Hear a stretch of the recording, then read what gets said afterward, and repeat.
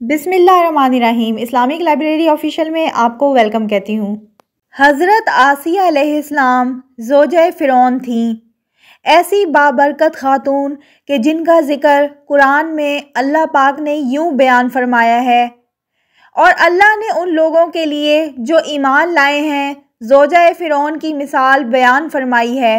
مصری شاہی خاندان کے بادشاہ ریان بن ولید، جو کہ حضرت یوسف علیہ السلام کے دور میں تھے اور ان پر ایمان بھی لائے تھے، ان کی پوتی بے حد حسین و جمیل تھی جس کا نام آسیہ تھا۔ مصر بنا تو فرعون نے تخت سنبھالتے ہی لوگوں کو عیش و عشرت میں ڈال دیا۔ اس نے یہ فرمان جاری کیا کہ آج سے سارے اسرائیلی قبطیوں کے غلام ہوں گے۔ چنانچہ اسرائیلی غلاموں کی لسٹیں بنا کر ہر ایک گھر میں ان کو نوکر رکھ دیا گیا۔ فرعون لڑکیوں کا بے حد شوقین تھا۔ اس کی تخت شاہی پر بیٹھتے ہی اسرائیلیوں نے اپنی لڑکیوں کو گھروں سے باہر نکلنے پر پابندی عائد کر دی۔ فرعون نے بھی حضرت آسیہ کے حسن کے چرچے سن رکھے تھے۔ ایک دن فرعون نے حضرت آسیہ کے سارے خاندان کو دعوت پر مدعو کیا اور وہیں ان کے والد سے حضرت آسیہ کا رشتہ مانگا۔ آسیہ کے والد نے انکار کیا تو اس نے دھمکی دی کہ تم سمیت تمہارے سارے خاندان کو اس محل سے باہر نہیں جانے دیا جائے گا، سب یہیں پر ہی قتل کر دیے جاؤ گے، اور تمہاری اولادیں بھی اسرائیلیوں کی طرح غلام بنائی جائیں گی۔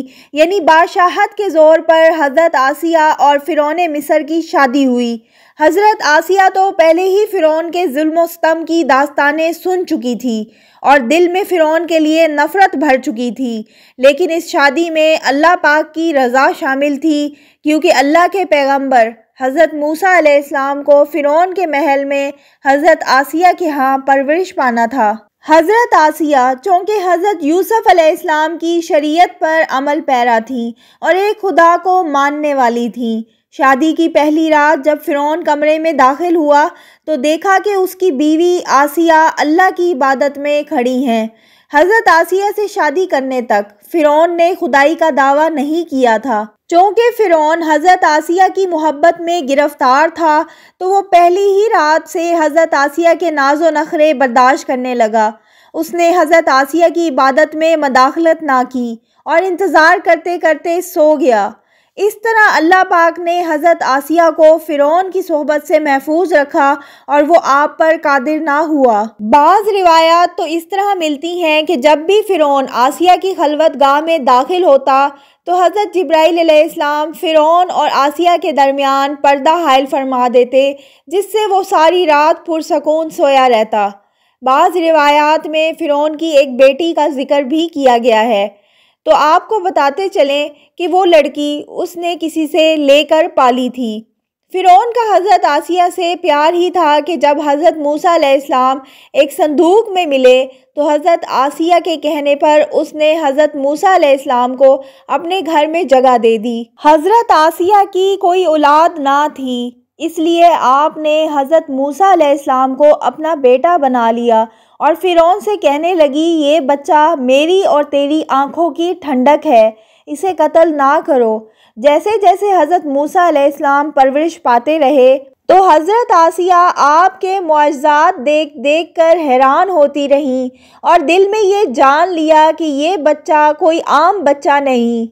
ان کی توقعات کے عین مطابق جب حضرت موسیٰ علیہ السلام نے نبوت کا اعلان فرمایا تو حضرت آسیہ ان پر ایمان لے آئیں، لیکن اپنا ایمان لانا محل والوں سے چھپا کر رکھا۔ ان کے ایمان لانے کا واقعہ کچھ اس طرح ہے کہ ایک دن فرعون دربار میں ایک باندی کو لایا۔ وہ حضرت موسیٰ علیہ السلام پر ایمان لے آئی تھی۔ فرعون نے اس کے تینوں بچوں کو اس کے سامنے ابلتے ہوئے تیل میں ڈالنے کا حکم دیا اور ساتھ ہی باندی سے کہا، اب بھی وقت ہے، مجھے اپنا خدا بنا لے۔ لیکن وہ باندی کا ایمان بہت ہی پختہ تھا۔ خیر، اس باندی کے سامنے اس کے تینوں بچوں نے ابلتے ہوئے تیل میں جان دے دی۔ اس کے بعد فرعون نے اس باندی کو بھی تیل میں ڈالنے کا حکم جاری کیا۔ حضرت آسیہ نے یہ منظر دیکھا کہ اس عورت اور بچوں کی روح ایک نورانی جھرمٹ میں آسمان پر لے جائی گئی، تو انہیں یقین ہو گیا کہ حضرت موسیٰ علیہ السلام اللہ کے سچے پیغمبر ہیں اور ان کا دین بھی سچا ہے۔ حضرت آسیہ نے فرعون سے کنارہ کشی اختیار کر لی، حضرت موسیٰ علیہ السلام کا دفاع کرتی رہیں۔ حضرت موسیٰ علیہ السلام کے چاہنے والے فرعون کے سپاہیوں کے ہاتھوں ظلم و ستم کا شکار ہونے لگے اور انہیں بے دردی کے ساتھ قتل کیا جانے لگا، یہاں تک کہ فرعون نے حضرت موسیٰ علیہ السلام پر ایمان لانے والے ایک شخص کو بے دردی سے قتل کیا، جس کے بعد حضرت آسیہ کا صبر کا پیمانہ چھلک اٹھا اور کھلم کھلا فرعون کی مخالفت کرنے لگیں۔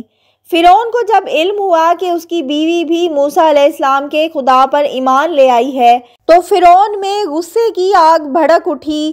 پہلے پہل تو اس نے اپنی بیوی کو اکیلے میں سمجھایا کہ اگر میری بیوی ہی مجھے خدا ماننے سے انکار کرے گی تو پھر بہت سے لوگ سرکشی کریں گے، لیکن حضرت آسیہ نہ مانی، بلکہ فرعون کو بھی دعوت حق کی تبلیغ کی اور کہا اللہ پاک سے معافی مانگ کر موسیٰ علیہ السلام پر ایمان لے آؤ۔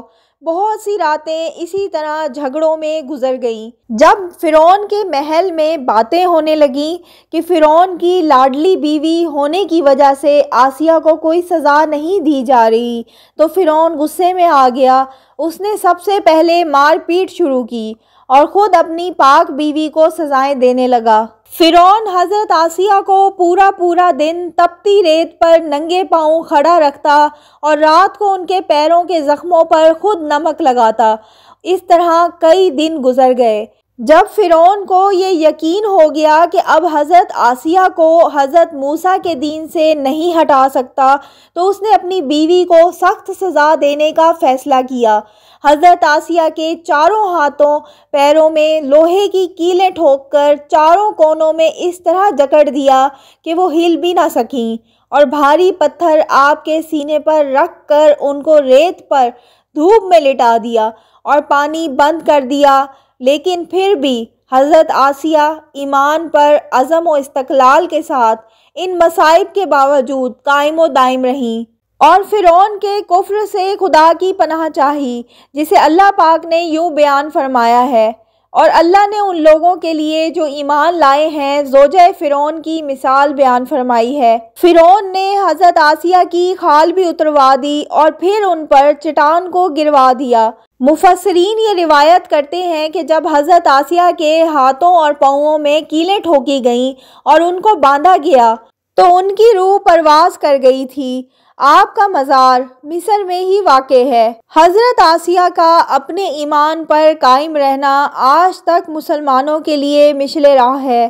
خاص طور پر خواتین کے لیے یہ درس ہے کہ عورت کے اندر بھی اتنی طاقت موجود ہوتی ہے کہ وہ ہر طرح کے ظلم و ستم کے آگے پہاڑ بن سکتی ہے۔